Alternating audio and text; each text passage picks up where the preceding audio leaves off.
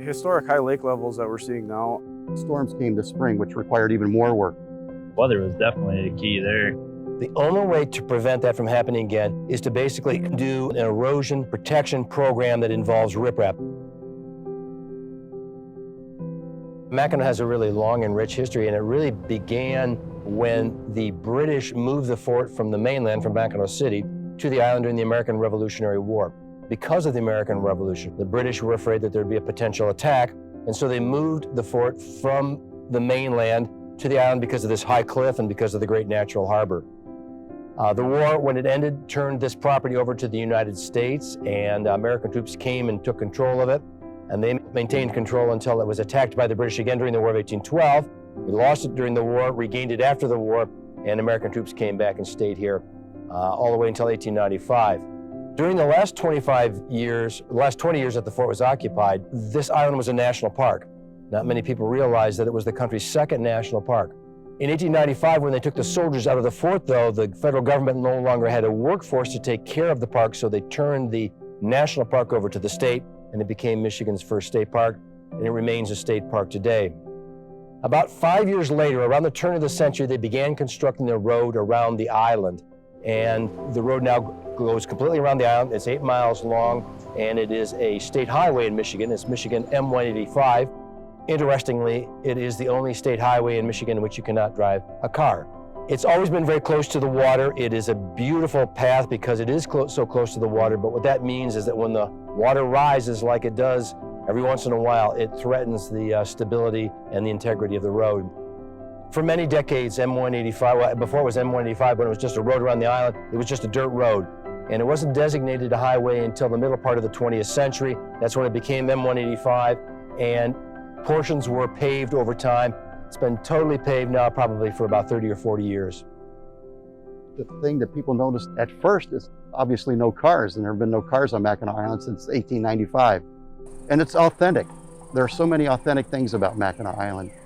As soon as you arrive on a ferry, you see horses, and the horses aren't decorations, the horses are working, and they're either carrying a dray or they're carrying people.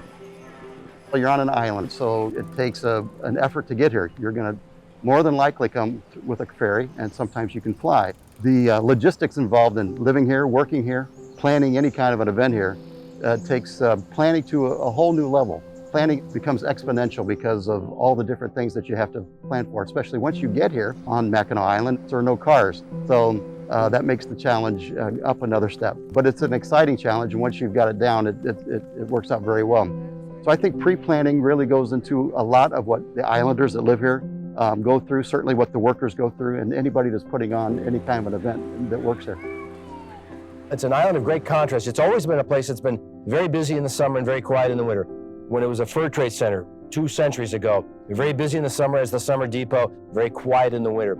It's still that way today. Now tourism is the business, and every summer about 800,000 people come. The winter population is about 500. So it just becomes another northern Michigan community in the winter.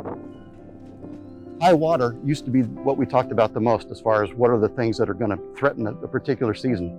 That's kind of gone on the back burner this year, but certainly not forgotten, especially when the high water continued to come, and then the storms came this spring, which required even more work on the highway. So it's just something that we live with, and we just look at it as an opportunity. Instead of maybe taking the trip around the entire perimeter of Mackinac Island, we're asking people to obviously just take half of the trip and then head up through the middle of the island. And that's a great experience, so people can see something different that they maybe had never seen before. For the most part, the Mackinac Island feel is definitely the same. The Mackinac Island experience may change a little bit because there's probably 15 to 20% less things that are open, but certainly that Mackinac Island feeling is still there. One of the main reasons people come to Mackinac Island is so that they can actually take the trip and do the loop around the entire island. So it's important to what we do. And that's why we have invested so much money, the state has, to get it fixed and get it fixed correctly. Historic high lake levels that we're seeing now, coupled with high winds and some significant storms that the island has seen through the winter and this spring, have deteriorated a lot of the existing shoreline repair and the pavement. Some of the existing shoreline repair was placed in the mid-'80s, the last time the lake was really high. And over the years that has degraded and moved and created some holes in the protection that have now since caused pavement damage. One of the challenges is to prevent further erosion from happening, because you can resurface the road, rebuild the road, and when the water comes back up again, it'll completely destroy it. The only way to prevent that from happening again is to basically do an erosion protection program that involves riprap, these large stones that basically serve as a break wall that keep the damaging waves from destroying the road. It doesn't look natural, but it is a compromise that has to happen in order to ensure that that road is there for the tourists, but also for our emergency vehicles, for fire trucks, for ambulances. It really has to be there. And so it's a compromise. It doesn't look natural, but when it's done right, and it will be done right, it looks really quite attractive, and it will really protect the road. So considerations were our limited resources that we have at MDOT and trying to pick the locations that had the biggest potential for damage in the future, trying to maximize the resources we had to the best needs of M185 to keep it together, and also working with the DNR Park Service to balance the needs of the residents, the tourism, and the bike traffic, while still providing safe place to work. Working in the planning process, we've had several organizations that have come together to make this project a reality, and then a significant coordination effort with the DNR Park Service, who maintains M185 for us. Having them as a partner working with us to keep the island maintained and the road passable, until we got to this stage, and then also working with them to coordinate bike traffic on the island while we're doing the project. Phase 1 was completed last fall in November, and the scope of the work in Phase 1 was to repair 2 large areas of the road that completely washed out, one on the northeastern side of the island and one on the southern side by Arch Rock. So the scope of that work was to repair the immediate damage of the road being gone and to repair the shoreline at that location. Phase 1 we did back in December. Weather was definitely a key there because it was so cold and a lot rougher water than in the summertime. This year we lucked out. We never had any problems with the weather at all. Every day was pretty nice. Phase 2 we had a lot of saw cutting that we had to cut out the road, put gravel back in, rip out the asphalt, get ready for Phase 3. And then we went through, separated the existing rock to put it off to the side, placed our fabric, dug at the grade, put our toe stones in, then put their existing stone back on, and then placed all new armor stone, roughly 4 foot thick armor stone. The tonnage of the stone was 11,000 ton, and we did roughly 1,000 feet of rock.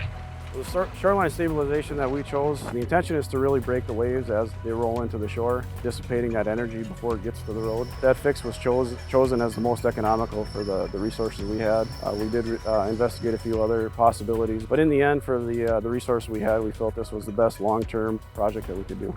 The toe stone takes the most beating because it's down in the water. And then when you start, you set your toe stones with your fabric underneath of it, and you just work your way up with your armor stone. Working on Mackinac Island is always a challenging process. From the beginning of the planning process, getting out on the island to do our surveying and coordinating all the planning and design effort is a significant challenge by itself. But then constructing the project, getting the material to the island presents additional challenges. So all the large rock has to be manufactured in a quarry, trucked to a shipping location, and then shipped by barge to the island, at which point it gets unloaded and temporarily stockpiled and then loaded into trucks that can pass around the island without causing large damage.